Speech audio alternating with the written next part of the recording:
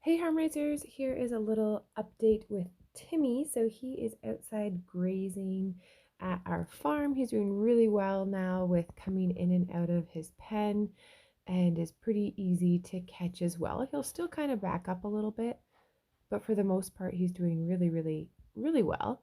You can see I can go up and give him little scratches and stuff. And one of the things that we're working on is touching him all over. So I wanted to show you guys how I've been using the lunge whip to do this because it just keeps my body a little bit safer to keep me a little further away. And essentially, I could do the exact same thing with my own hand, but given my current state of affairs with my big belly, it's a little bit better if I'm using the stick to do this, and then I'm also not having to bend over to touch his legs and things like that as well. The lunge up is nice because it's very flexible. It's not like a firm stick or anything like that, and I don't have a flag or anything on the end. So when the Mustangs are in the holding pens, if you've watched that video of when they're being sorted, there's usually a flag on the end, so that would be much scarier to them versus the lunge whip is not as scary because it's literally just being used as an extension of my arm. You can see we've got the chickens going around in the background there.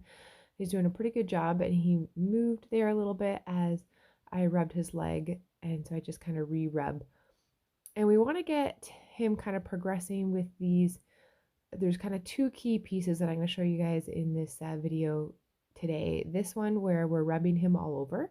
So this is going to build his confidence overall with people touching him, people being around him, and this is going to help. We want to get his feet trimmed ASAP because they don't look in great condition. They're not super horrible, but they're definitely not great. They need to be done.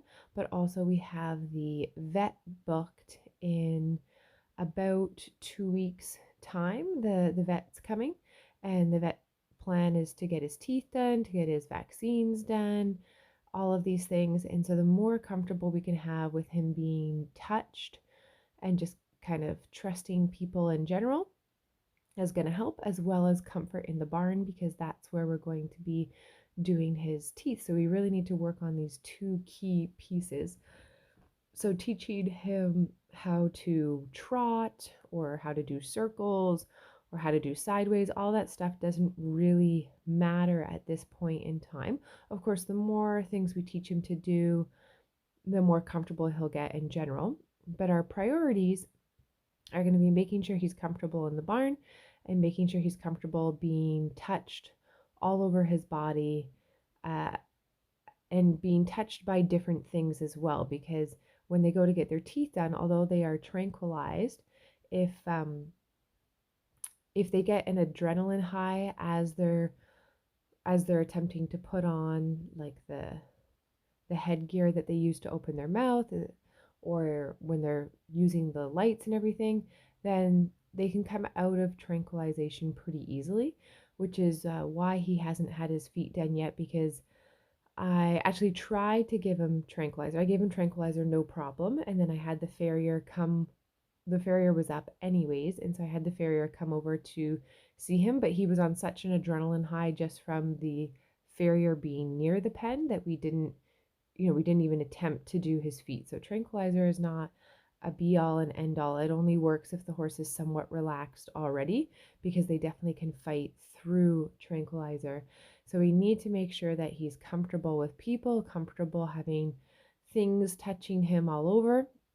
And even though the teeth is going to be focusing on his head, there's going to be equipment that, like a bucket down by his feet to catch water and stuff like that. And so the more comfortable I can have him with stuff in general, just the better the experience is going to go. So we have a lot of work to do, a lot of touching to do. You can see he's doing pretty good with the lunge whip. I was able to touch him all over his body. I went under his belly, went on the inside and outside of his legs. And over the next little while, whether it'll be me or not, I don't know. It might be a staff member, because hopefully I'll be having this baby any day now. But we're going to keep working on touching him and putting on and off halters and doing all sorts of things to just help him get more comfortable with the whole touch piece. You can see when I go to touch his face, sometimes he can be a little bit jumpy, so we'll be working on that as well. He tends to do best if I touch his neck first and then bring my hand over onto his face rather than just going to his face.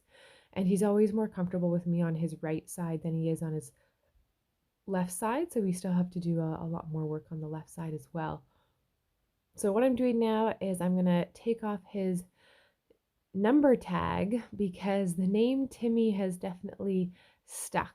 So he is going to have the name of Timmy, which was not a name that I picked. It was just a name that some of the boarders at the farm, actually the ones that you guys saw in a previous video that I did with the group approach, those boarders at our farm, they were the ones that nicknamed him Timmy because of being timid.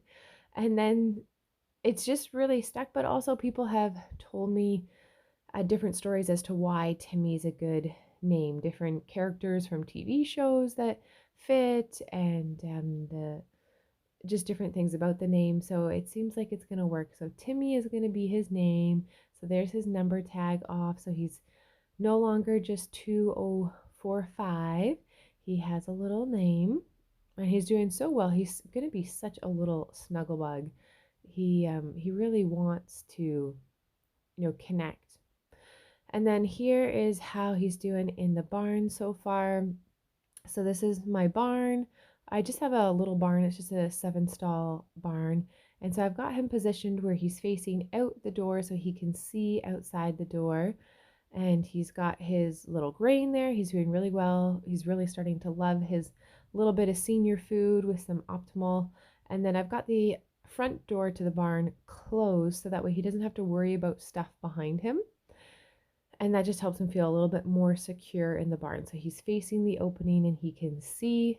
It would be a little bit more nerve-wracking for him if he was turned the other way. So having the solid door behind him actually gives him a little bit of comfort to know that nobody's coming in. At least we hope nobody comes through the door, and he gets to have his grain. So he's coming in the barn, so we're starting slowly and just helping it be a positive experience. So thanks for watching, guys, and bye for now.